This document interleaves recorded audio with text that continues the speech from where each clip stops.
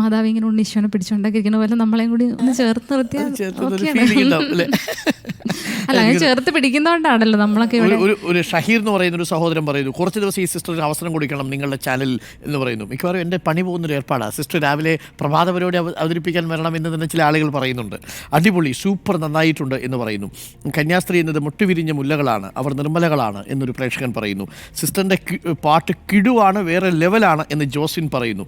നല്ല ഫീലുണ്ട് ആ പാട്ടിൽ എന്ന് യാഹ റാഹിഫ് എന്ന് പറയുന്നു. നോക്കൂ, പാട്ടുപാടുന്ന മാലാഖ എന്ന പേരാണ് ടീച്ചറിന് പ്രേക്ഷകർ ഇപ്പോൾ നൽകുന്നത്. മറ്റു ചില ഭാഷകളിലെ പാട്ടുകൾ പാടുമെന്ന് ചോദിക്കുന്നുണ്ട്. ഹിന്ദി, തെലുങ്ക് ഇതൊക്കെ പാടിയിട്ടുണ്ട് കേട്ടോ ടീച്ചർ. ഹിന്ദി ഓർമ്മയുണ്ടോ? രണ്ടുപേരി പെട്ടെന്ന് ഓർമ്മിച്ചെടുക്കാൻ പറ്റുന്നില്ല അല്ലേ? യഹൂദിയായിലെ ഒരു ഗ്രാമത്തിൽ ഓർമ്മയുണ്ടോ ആ വരി? ഒരു ധനുമാസത്തിൽ പെട്ടെന്ന് വരികൾ തെറ്റിപ്പോയി, അത് മോശമല്ല. നമ്മൾ പാടുമ്പോൾ കറക്റ്റായിട്ട് പാടണം. ഒരു വരി ഒന്ന് പാടിയാലോ? നോക്കണോ? ഒരു പ്രേക്ഷകൻ എഴുതിയിരിക്കുകയാണ്, അവരാവശ്യപ്പെടുന്നുണ്ട്. നമുക്ക് ടീച്ചർ പാടിയ സിസ്റ്ററിന് പെട്ടെന്ന് പാടാൻ പറ്റുന്ന വേറെ ഏത് പാട്ടാണ് ഉള്ളത്?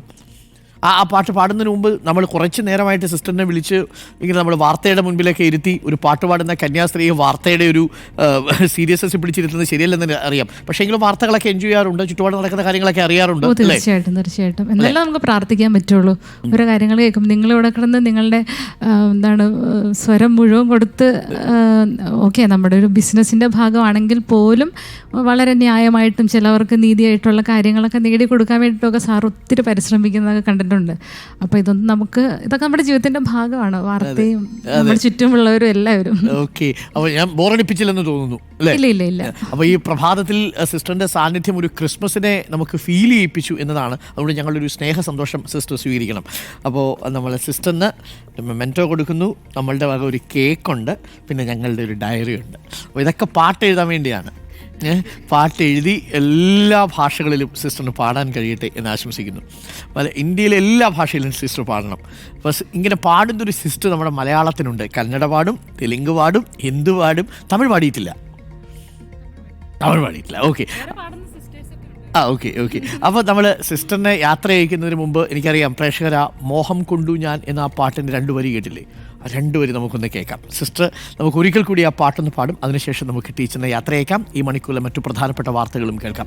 സിസ്റ്റർ കുറച്ച് നേരം കൂടി ഇവിടെ ഇരിക്കണമെന്നായിരുന്നു ഞങ്ങളുടെ ആഗ്രഹം. പക്ഷേ വാർത്തകൾ ഇങ്ങനെ വന്നുകൊണ്ടിരിക്കുകയാണ്. തീർച്ചയായിട്ടും സിസ്റ്ററിനെ മറ്റൊരു അവസരത്തിൽ കുറച്ചധിക സമയം നമ്മൾ പ്രേക്ഷകർക്ക് മുൻപിലെത്തിക്കും. അപ്പോൾ നമുക്ക് മോഹം കൊണ്ടു ഞാൻ എന്ന പാട്ട് ഒന്ന് പാടിത്തരണം. അത് എല്ലാ പാട്ടിനെ സ്നേഹിക്കുന്നവർക്കുമായിട്ട് നമ്മൾ സമർപ്പിക്കുന്നു. റെഡി? ഓക്കെ. മോഹം കൊണ്ടു ഞാൻ ദൂരേതോ ഈണം പൂത്തതാൾ മധു തേടിപ്പോ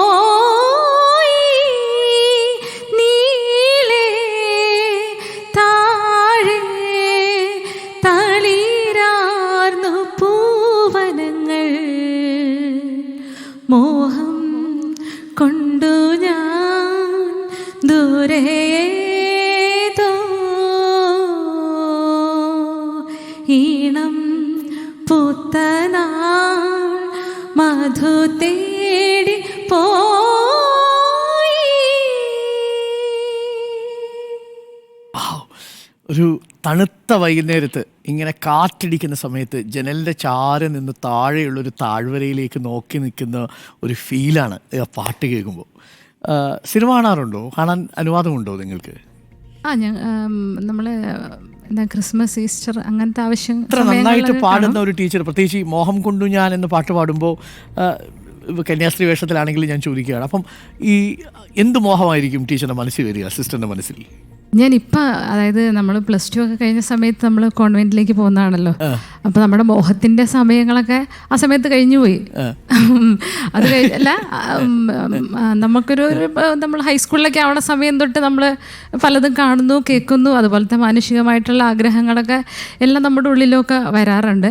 എന്നാലും എന്തോ ജീസസിനോടുള്ളൊരു പ്രത്യേക സ്നേഹം, പിന്നെ ഒരു സന്യാസം ജീവിക്കാനായിട്ടുള്ളൊരു പ്രത്യേക സ്നേഹം കൊണ്ടാണ് നമ്മൾ കോൺവെൻറ്റിൽ ജോയിൻ ചെയ്യുന്നത്.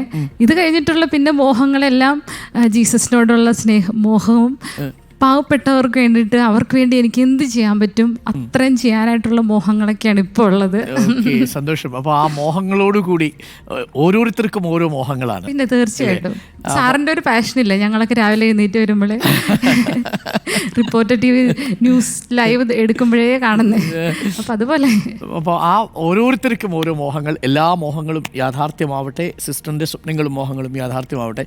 Thank you sister, thanks a lot. അപ്പോൾ ഇന്നത്തെ ഈ പ്രഭാതത്തെ ധന്യമാക്കിയതിന് ഒരിക്കൽ കൂടി സിസ്റ്ററിന് നന്ദി പറയുന്നു. വാർത്ത വായിക്കാൻ താല്പര്യമുണ്ടോ? ഇല്ല, കേൾക്കാനാണ് താല്പര്യം. കേൾക്കാനാണ്. അപ്പോൾ അങ്ങനെയാണെങ്കിൽ ഞങ്ങൾ വാർത്തയിലേക്ക് കടക്കുകയാണ്. Thank you, thanks lot. മഠത്തിലുള്ള എല്ലാവർക്കും സിസ്റ്ററിന്റെ പേരെന്താ? സിസ്റ്റർ ജോസ്ന. അപ്പൊ ജോസ്നയോടും പ്രത്യേകം അന്വേഷണം പറയണം. പിന്നെ എന്റെ പ്രൊവിൻഷ്യൽ സിസ്റ്റർ റേസി, അവരൊക്കെയാണ് നമ്മളിങ്ങനെ കൂടെ നിർത്തി വേണ്ടതെല്ലാം തരുന്നത്, എന്താണ് ആവശ്യം എന്നുള്ളത് മനസ്സിലാക്കി നമുക്ക് എല്ലാ കാര്യങ്ങളും ചെയ്തു തരുന്നത്. ഇപ്പൊ പാട്ടിന്റെ ലോകത്തേക്കാണെങ്കിൽ ഫ്രീ ആയിട്ട് നമ്മളെ വിട്ടേക്കുവാണ്. അപ്പോൾ അവർക്ക് നമ്മളിലുള്ള ആ ഒരു വിശ്വാസ്യത പാടണം സിസ്റ്റർ, ഒരുപാട് പാടട്ടെ. ഒരുപാട് പേർ സിസ്റ്ററിന്റെ പാട്ട് കേട്ട് ആശ്വാസത്തിന്റെ തീരുമണയട്ടെ.